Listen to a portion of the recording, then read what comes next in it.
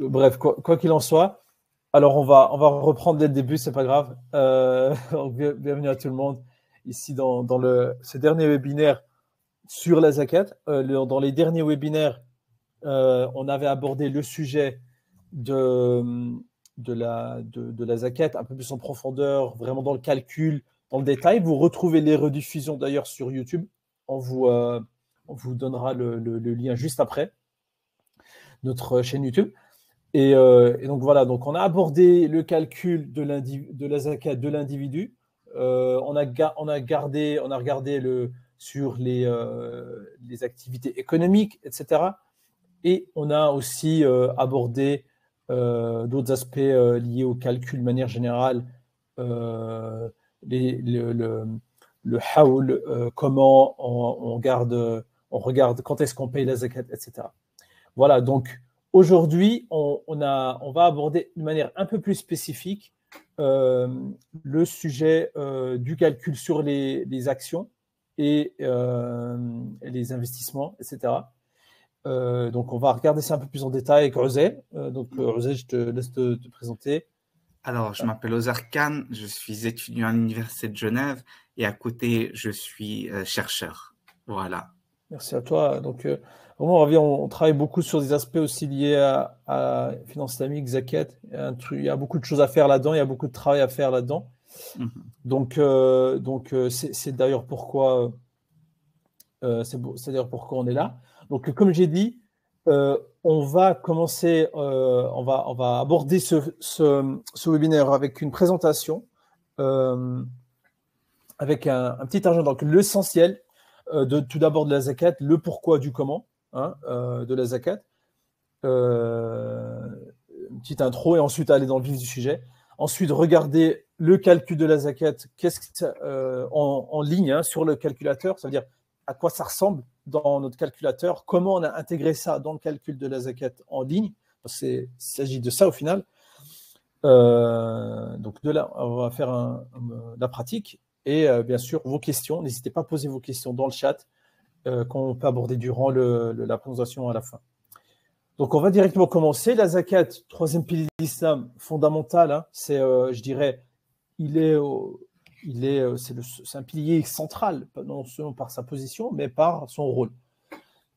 Et, euh, donc, la zakat, on l'oublie, on parle de zakat, mais en fait, la zakat est intimement liée à la prière.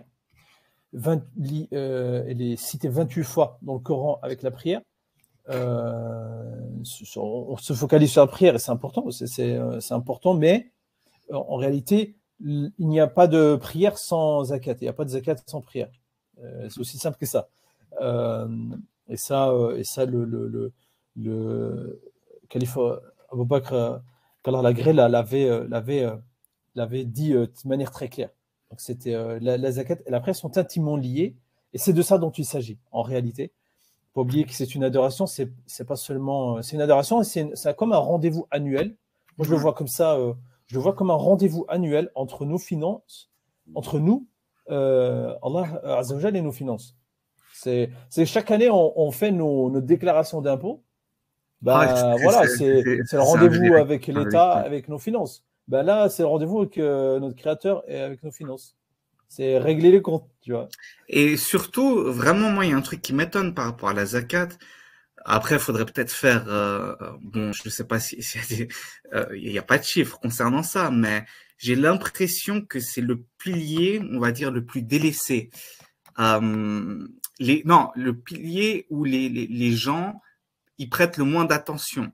Alors Ouais, qu'en réalité, c'est pas si compliqué que ça, quoi. C'est juste, tu paies. ouais, Ça ouais. demande pas 30 jours, 29 ou 30 jours de jeûne, mais pourtant, combien de personnes qu'on connaît qui prient de temps à autre, qui font le ramadan, mais la zakat, c'est, voilà, ça leur passe pas par la tête. Et c'est dommage, c'est triste. Comme le prophète il a dit, Bunya C'est- l'islam ala khams, que l'islam est construit sur 5 piliers, mais la zakat, voilà. Exactement.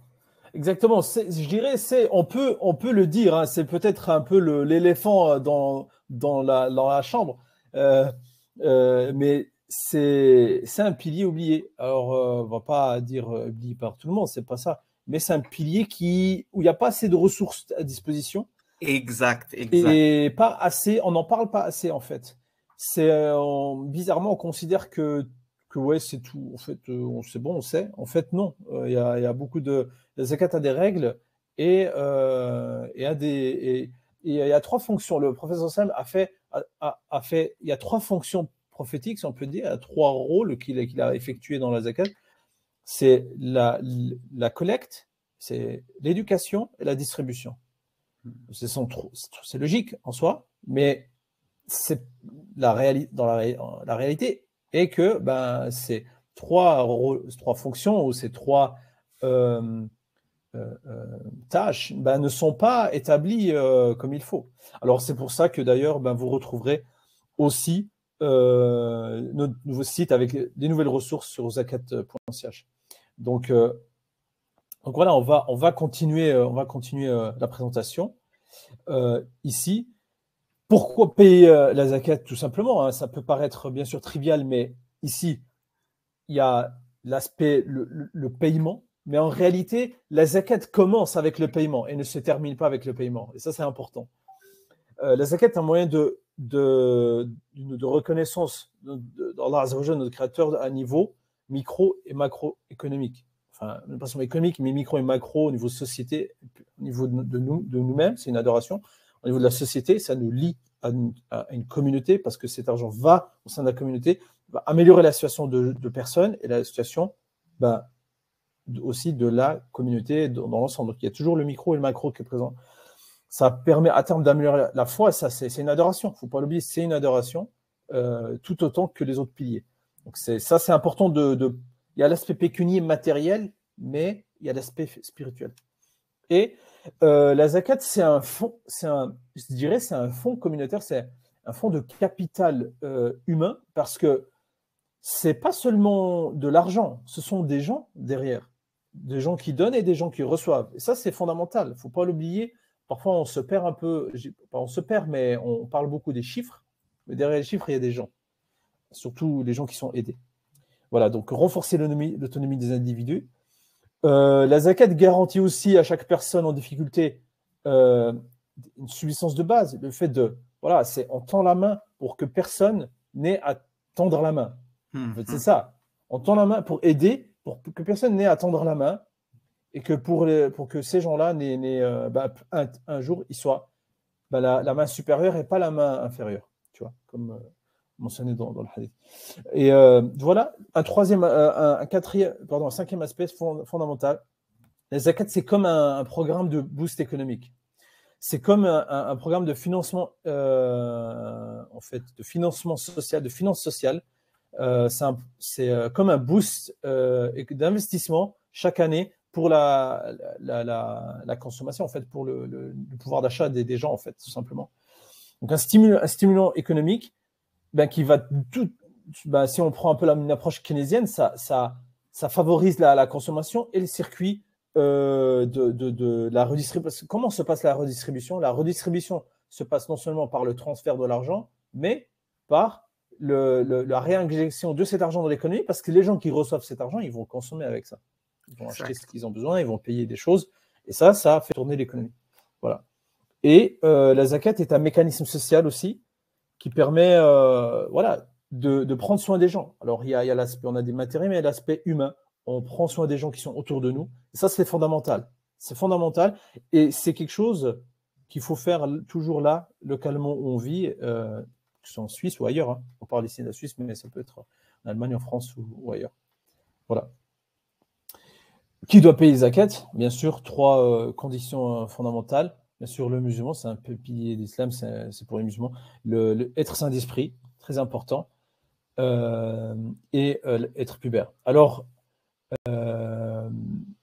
là se distinguent aussi parce que là on parle si on regarde les écoles juridiques, les trois écoles juridiques à part l'école Hanafi, donc Shafi'i, Maliki et Hanbali, pour eux la richesse, la zakat doit aussi être payée pour les personnes qui ne sont pas saines d'esprit.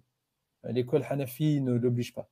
Voilà, ça c'est une distinction, mais voilà, c'est un détail, mais bon, qui vaut la peine de quand même de mentionner.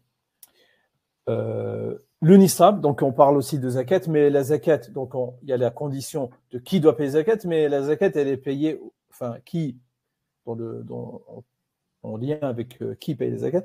Zakat, ben, la paye celui qui est au-dessus du nisab. Alors ici, le nisab, il y en a deux. Hein, donc ça, vous pouvez voir aussi sur notre chaîne YouTube. Je vais aussi mettre après, je vais mettre le lien. Notre chaîne YouTube.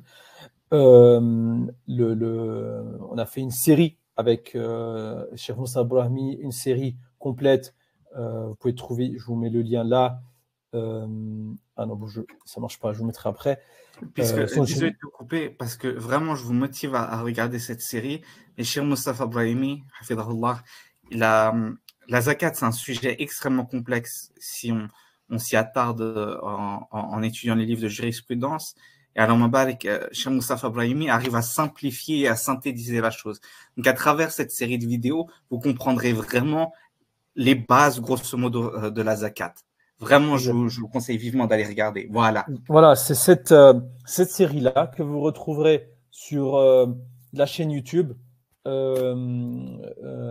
Et donc, en fait, il s'agit juste ici de descendre. Il y a tout d'abord les vidéos en allemand, les vidéos en français, comprendre la zakat.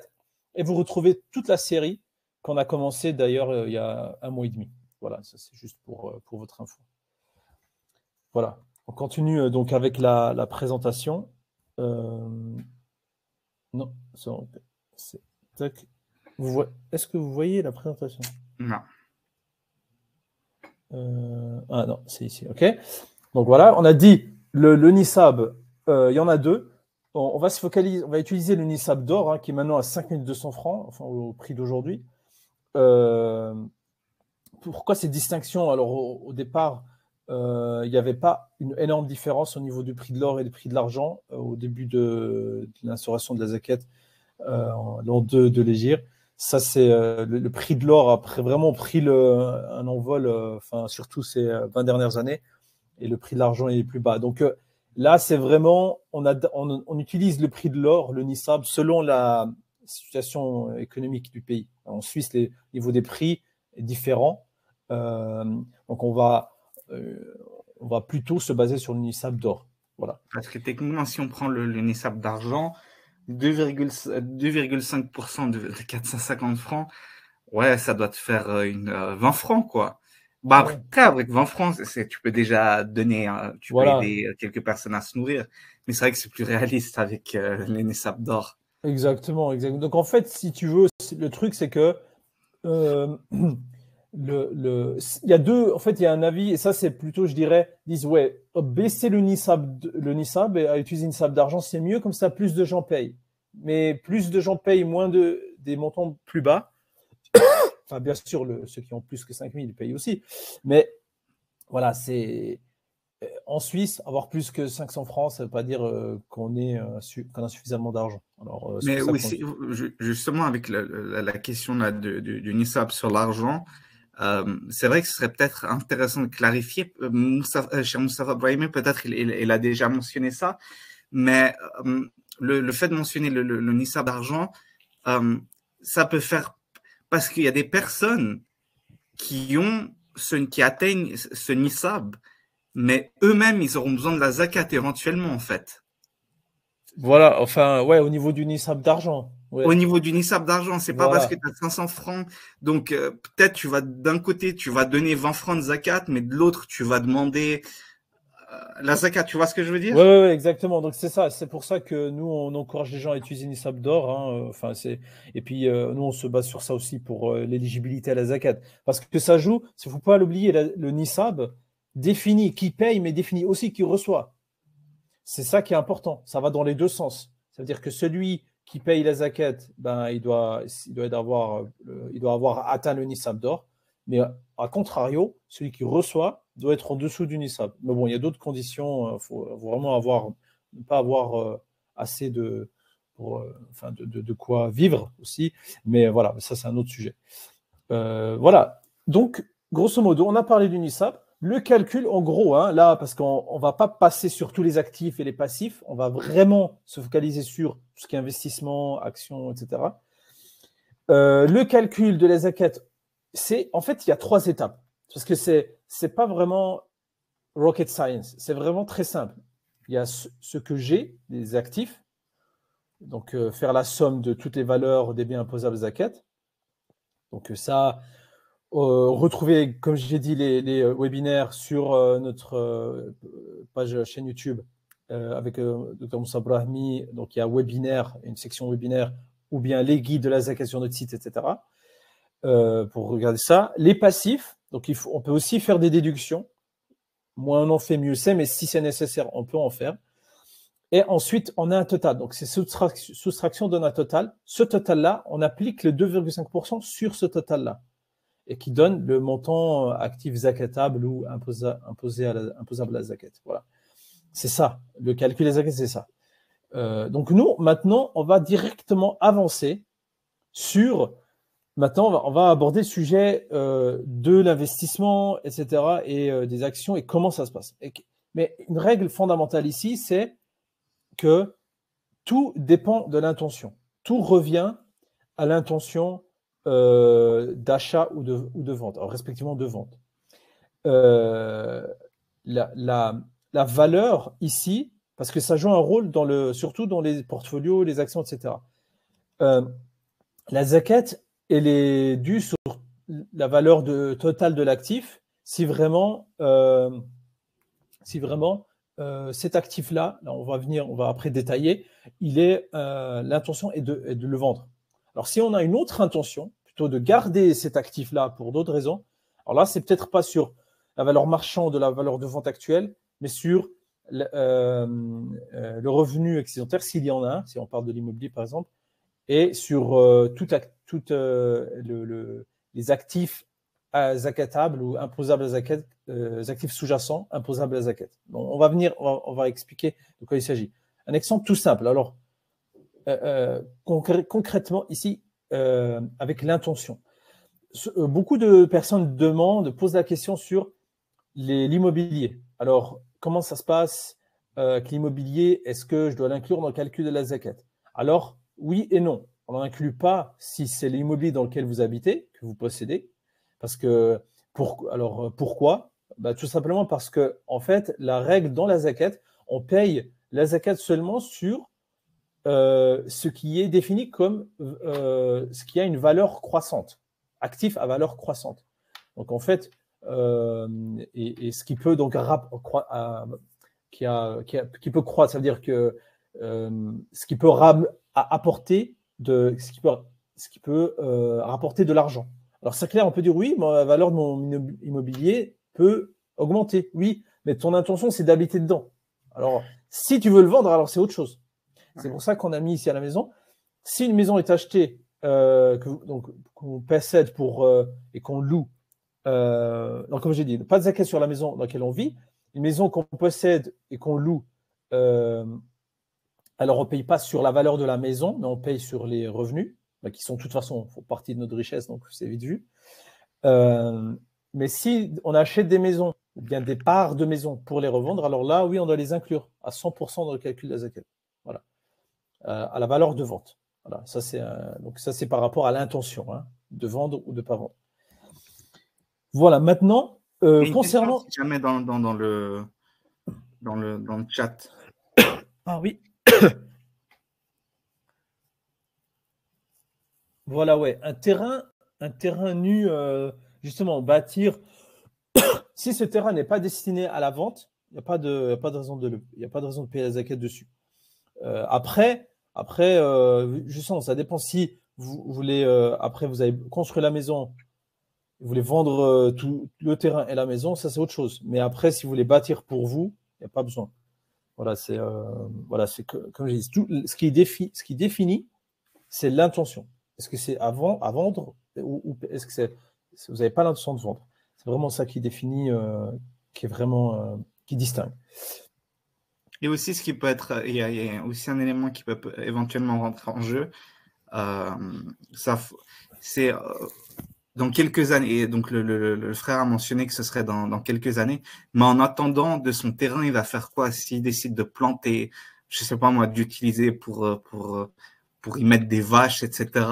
Là, peut-être, il y aura des éléments à prendre en compte. Ouais, bon, après, Mais- ça, c'est autre chose, effectivement. Ouais. ouais. Ça, c'est autre chose. Si on utilise pour une activité économique, après, bon, on s'applique les règles bah, ça dépend des revenus, quoi. Bah, ça va générer des revenus, ça génère des revenus. Les revenus font partie de la fortune et ils seront dans le calcul de la zakat au moment du paiement. Après, ça dépend, hein. C'est toujours bah, les chats. Enfin, ça dépend ce qui nous reste aussi, hein, voilà.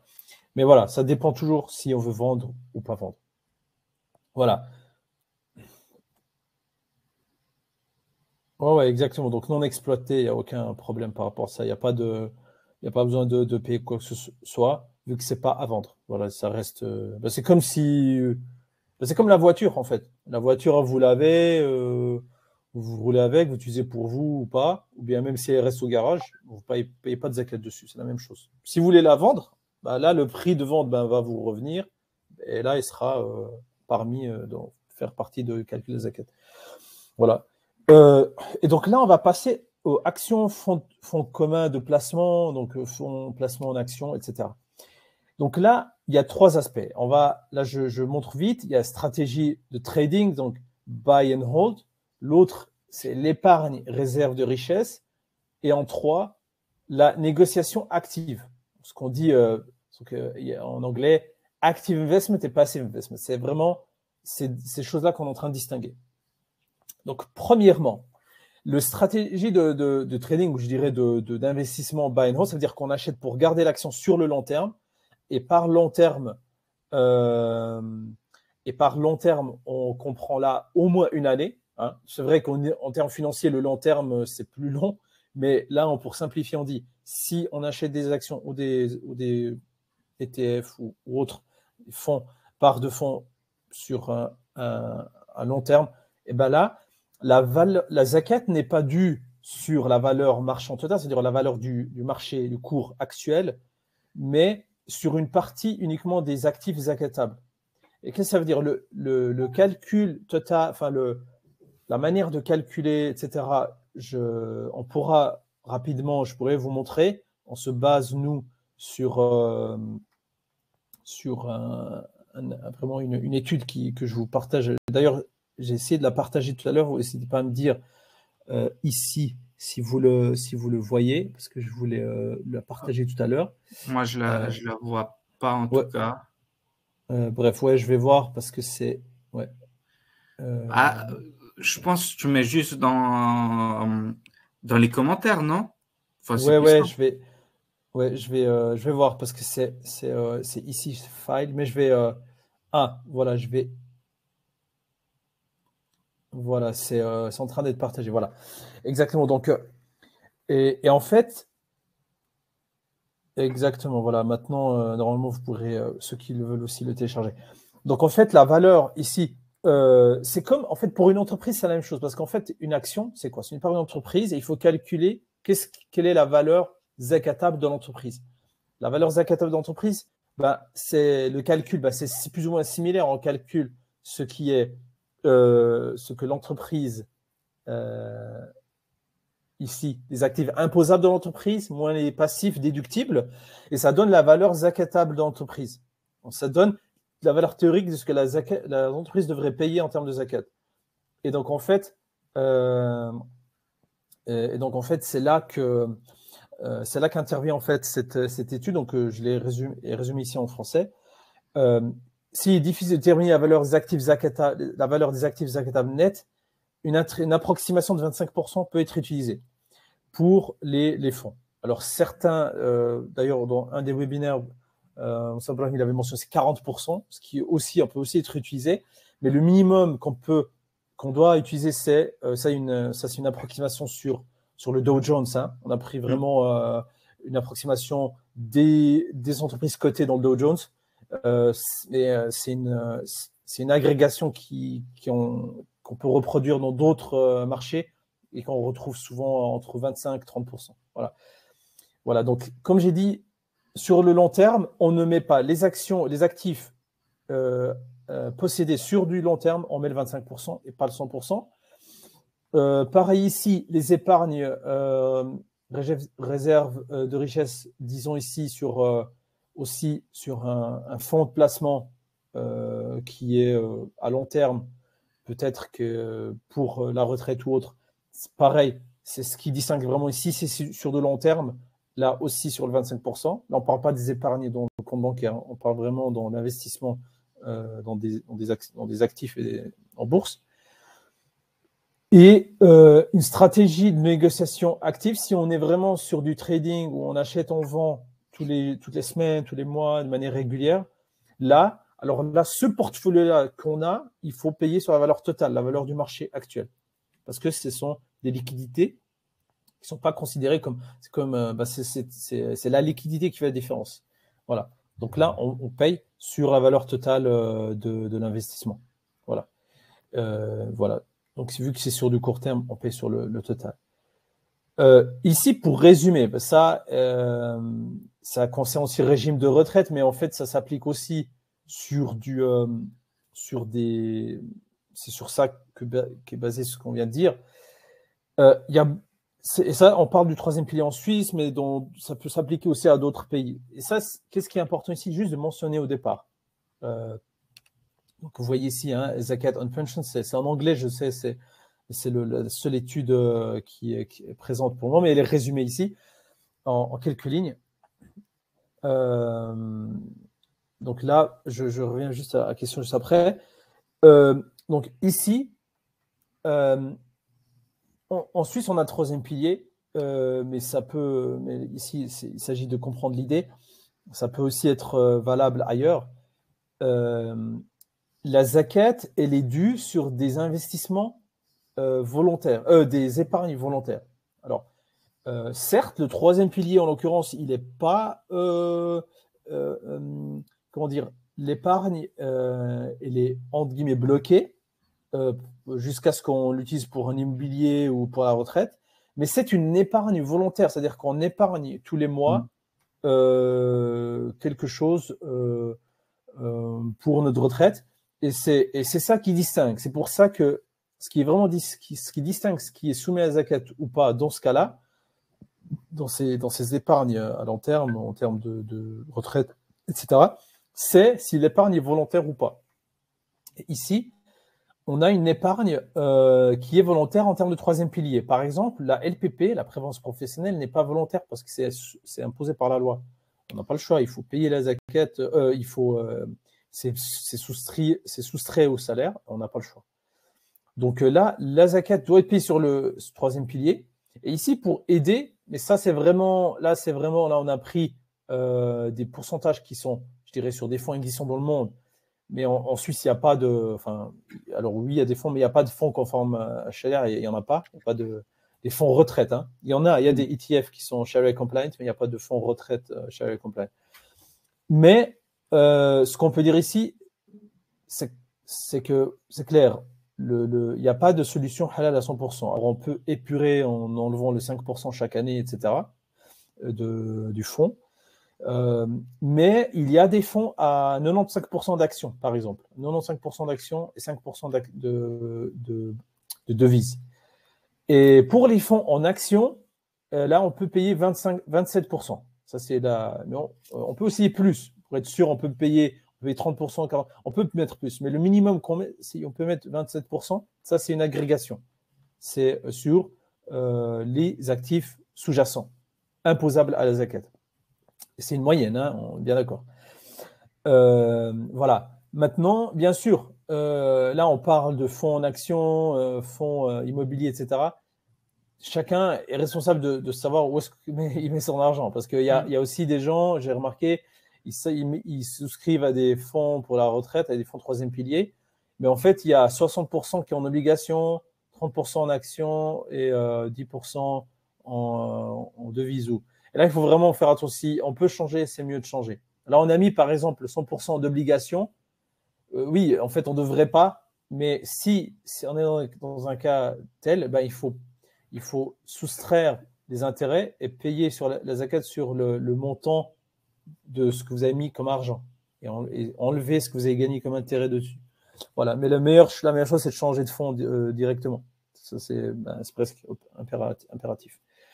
Voilà, donc ça, c'est vraiment les pourcentages de cette étude-là, que vous pouvez trouver là, ici, vous pouvez télécharger. On mettra aussi ça dans la newsletter. Voilà, donc ça, ce sont un peu, c'est le résultat. D'ailleurs, je peux partager mon écran pour montrer à quoi ça ressemble l'étude. Donc, c'est ça, ici. Il faudrait peut-être qu'on traduise en français. Ce serait une idée, effectivement. Donc ça, c'est un papier par Adam Falaz, d'Angleterre. Il a vraiment fait, donc il explique ici les types de fonds, comment il arrive à ce résultat, donc ici à l'introduction. Et ce résultat-là, il est venu par, en fait, tous les différents fonds cotés en bourse pour les fonds de pension. Hein. Et ensuite, qu'est-ce qui est zakatable en termes d'actifs? Qu'est-ce qui est, donc ici, les cash, equities, les actifs. Et ensuite, il a calculé à partir de ça qu'est-ce qu'on peut soustraire. Voilà. Et ses conclusions à lui, c'est que ben voilà, il est arrivé à ce montant-là, à ces pourcentages-là, en termes d'actifs, en termes de pourcentage, en termes de ce qui est zakatable, imposable à la zakat. Voilà. Donc l'article explique vraiment très bien. Je ne vais pas faire le tour ici. Je vous encourage vraiment à le lire. Mais bon, en français, il n'y a pas de ressources. Enfin, cet article n'est qu'en anglais. Voilà. Oups. Là. Et si jamais Badruddin a posé une autre question, peu importe les spéculations sur les marchés dont les fluctuations, tu as répondu à ça pendant le... Non, c'était les spéculations sur... ça, je ne sais plus à quoi c'était lié exactement. S'il peut reposer, si Badruddin, tu pouvais ouais. clarifier un petit peu, ce serait cool. Ouais. Ouais, parce que c'est... Ouais, bon, les fluctuations, oui, le jour où on paye la zakat, il faut voir le prix du jour, effectivement. C'est clair que il faut toujours voir le prix du jour. Tac, donc je continue. Là,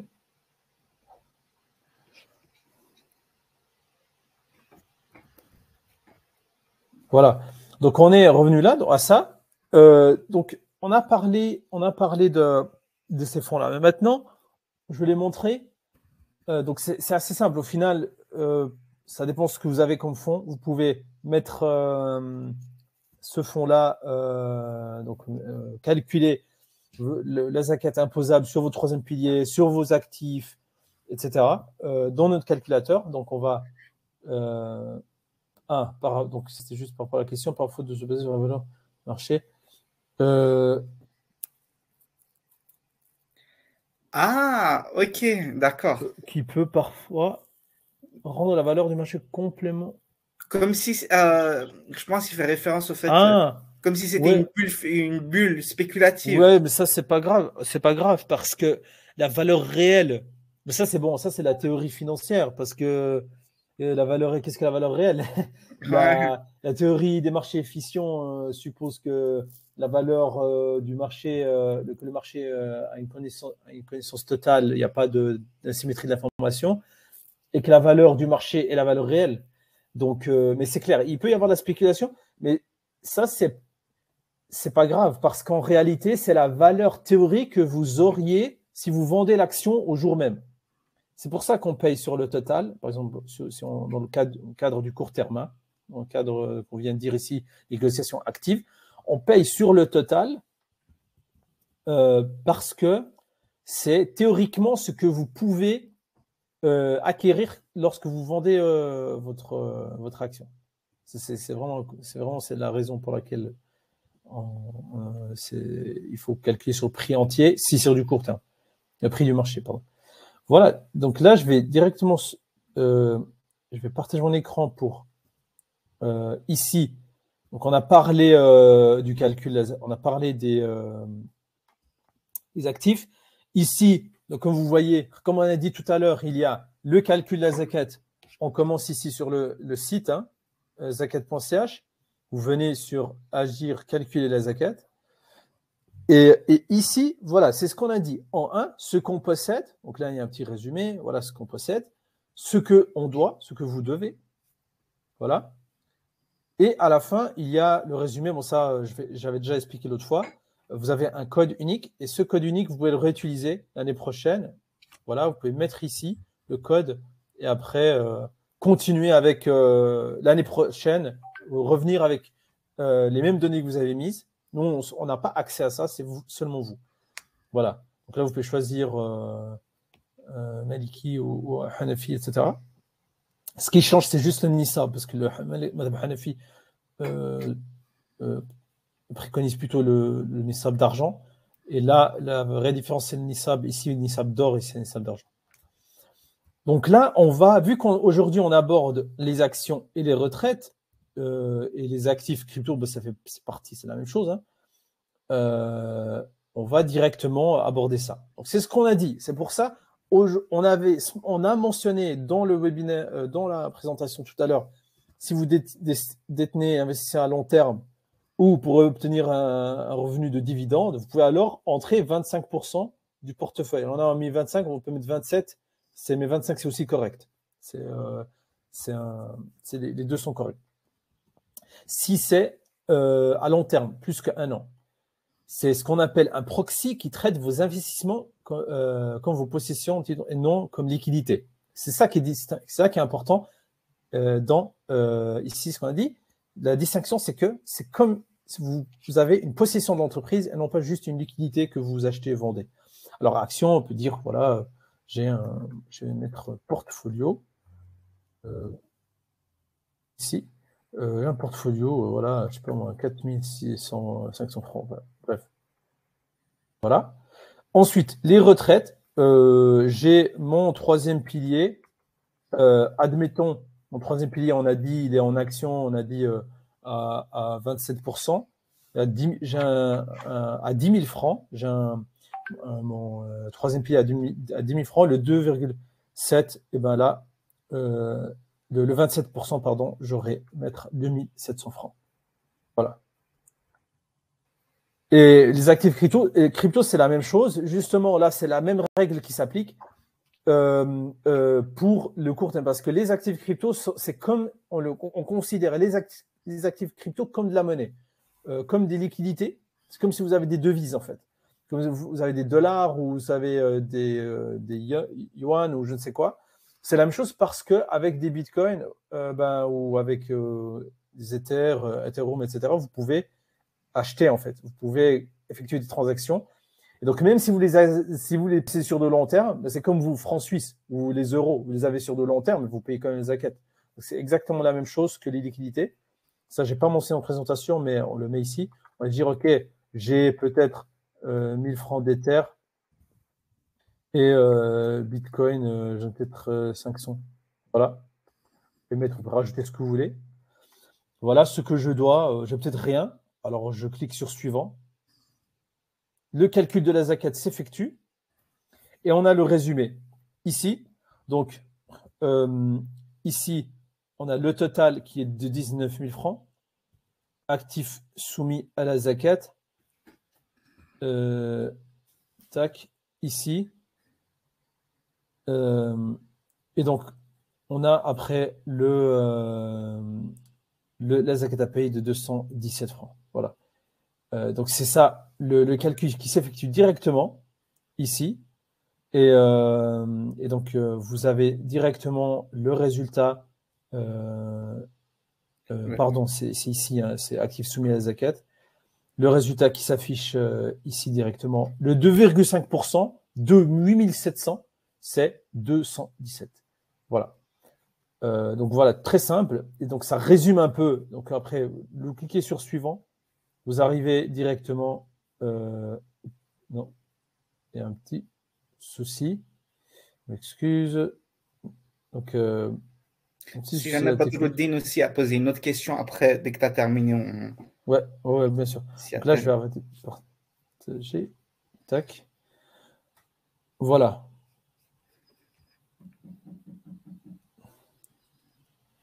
Donc la question c'est, et au cas où la devise se dévalue sur l'année. Eh bien, non mais la devise, après ça dépend justement comment vous payez, avec quelle devise vous payez votre zakat. Si vous payez votre zakat avec des euros et que vous avez d'autres devises comme des dollars ou je ne sais quoi d'autres devises, c'est toujours important de savoir en quelle devise vous avez payé votre zakat. Et après, vous transformez, vous regardez le taux quotidien, le taux du jour de la devise en question, et ensuite vous pouvez l'inclure dans le calcul de la zakat. Comme si vous avez des euros et que vous possédez des dollars, vous dites ok, bon, vous convertissez ça et vous mettez la valeur en euros, comme si c'était des liquidités en euros, quoi. C'est simple que ça. Voilà, ouais, l'un ou l'autre, c'est égal. Vous pouvez payer en euros, en dinars, ouais. Les deux, ça va.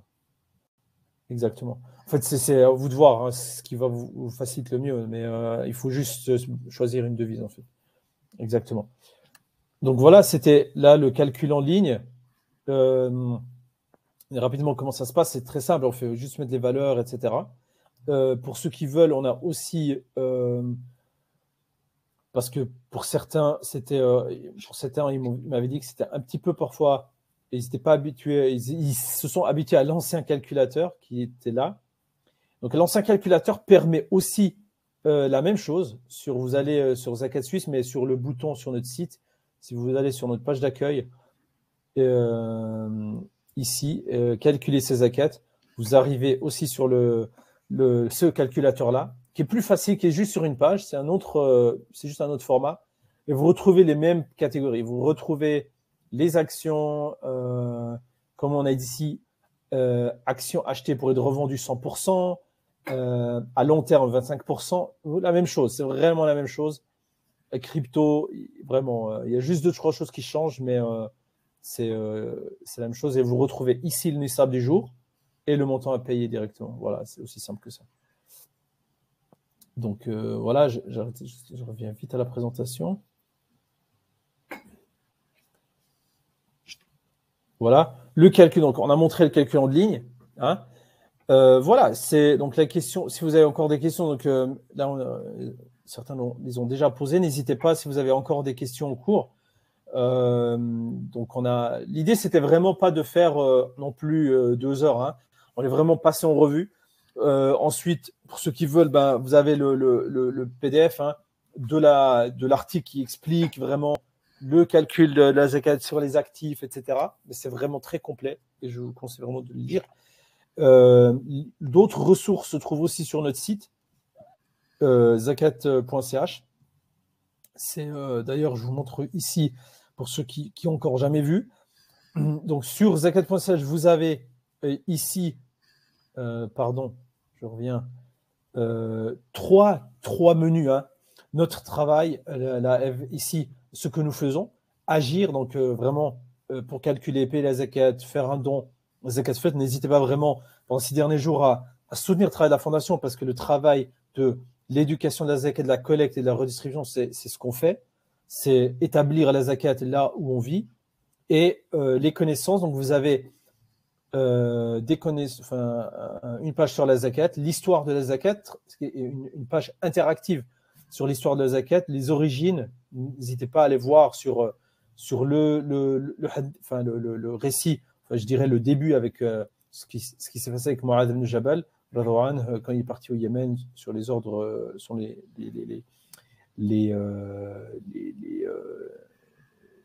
ordres du professeur sallam selon ses directives. Les guides pour les zakat, vous retrouvez ici pour ceux qui ont une entreprise, ici les guides pour la zakat, les guides de compréhension générale de la zakat, vous pouvez le télécharger, et le guide de zakat pour les entreprises. Voilà. Donc vous retrouvez ces 2 guides en français, c'est unique. Il y a en Europe, enfin ces ressources-là, je suis presque sûr que vous ne trouverez pas ailleurs. Voilà, n'hésitez pas. Et si vous avez encore des questions, vous pouvez toujours venir sur la rubrique contact pour nous écrire. Voilà. Voilà.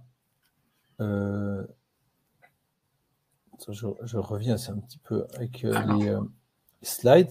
Alors sinon, Badruddin a dit quelque chose d'autre. Serait-ce possible de penser à une fondation similaire en France? Question très philosophique. C'est réel, c'est un problème. Non, mais écoutez, on espère. En fait, ce travail-là, on commence en Suisse, mais on espère que ça ne reste pas en Suisse. On verra. Pourquoi pas? On verra. Je dirais, on y va étape par étape, mais si Allah nous permet, pourquoi pas? Voilà. Donc, pour résumer, toutes les présents qui sont là, chers spectateurs, et participants, vraiment, merci déjà pour votre temps. Donc, ce que vous allez recevoir à la fin, c'est donc l'enregistrement de la session. Il sera partagé, donc il sera sur YouTube et il sera aussi partagé dans la newsletter. On va mettre l'article, l'article PDF qu'on a mis. Bon, il est là, mais pour ceux qui ont loupé, qui sont pas là, il sera aussi dans la prochaine newsletter. Et aussi, on mettra aussi les rediffusions, le PDF du dernier webinaire avec Moussa Brahmi, qui est en ligne, mais la présentation, on ne l'a pas encore envoyée. Donc, c'est là, on va aussi l'envoyer. Voilà. Donc, n'hésitez pas. Oui, exactement. Ouais. Et il y a Zakat X, oui, Zakat France à Lyon, Cheikh Menta, et puis aussi Zakat à Aix, effectivement. Exactement. Mais je ne connais pas la dimension, combien, où est-ce qu'ils ont besoin, etc. Mais en tout cas, c'est voilà, qu'Allah facilite pour le travail, mais on verra. J'ai vu c'est vraiment, en tout cas, un travail remarquable, quoi qu'il en soit. On verra. De toute façon, la zakat, qui que ce soit, en fait, fasse ce travail. Le travail est essentiel. Qui que ce soit qui fasse ce travail, c'est important. Donc, exactement, ouais, pour les deux, exactement. J'ai vu ça dernièrement pour X. Donc voilà, la présentation sera aussi partagée dans la prochaine newsletter. Notre but, vraiment, faciliter les gens de remplir le troisième pilier. N'hésitez pas, bien sûr. Le troisième pilier religieux. Religieux, oui, pardon. Pas le troisième pilier, ouais, pas l'autre, mais chacun est libre, bien sûr, de le faire. Mais troisième pilier d'Islam. Pour terminer, vraiment, n'hésitez pas aussi à nous suivre sur Instagram, sur Zakat Suisse, sur Instagram, sur YouTube. Parlez autour de vous. On a aussi fait un webinaire sur l'impact de la zakat, parce que souvent les gens nous demandent pourquoi en Suisse, qu'est-ce qu'on fait. Pour résumer, pour moi, vraiment pour clore, beaucoup de gens posent cette question. Oui, mais moi je donne à l'étranger, il faut aider les gens, la communauté, les gens à l'étranger. C'est important. Mais je dirais, avec ça, la sadaqa est illimitée. Il ne faut pas l'oublier. La zakat, ce ne sont que 2,5%. Et il y a une sagesse divine qu'il faut utiliser localement pour le besoin de la communauté et de l'islam. C'est important, cette distinction. Et pour la cohésion sociale au sein de notre communauté. La sadaqa, il ne faut pas limiter notre rahma. Il faut dépenser, donner de la sadaqa sans compter. Et la sadaqa, elle peut dépasser la zakat. Il ne faut pas se limiter à la zakat. C'est un peu ce qu'on préconise. Et bon, voilà, il faut un changement de mentalité, mais c'est ce qu'on préconise. Quel que soit le pays dans lequel on vit, donnez la zakat, Inch'Allah, là où vous vivez, et qu'Allah accepte de nous tous. Non seulement votre zakat, mais aussi votre prière pendant ces 10 derniers jours. Et voilà, n'hésitez pas, en tout cas, vous pouvez soutenir notre travail en payant votre zakat à la fondation ou en faisant un don. On peut aussi faire des dons sur notre site. En tout cas, merci pour vous d'être présent. Merci à toi, Ozel, merci pour ta cette présence présentation pendant ce Ramadan. Et bien sûr, on continue, l'aventure continue après le Ramadan. La zakat n'est pas liée au Ramadan. En réalité, toute l'année, on continuera aussi des séries de webinaires, Inch'Allah, pendant le reste de l'année. Barakallahu fik. Merci à toi, merci à vous, barakallahu fikoum et Inch'Allah. Assalamu alaikum wa rahmatullah. Salam alaikum wa rahmatullah.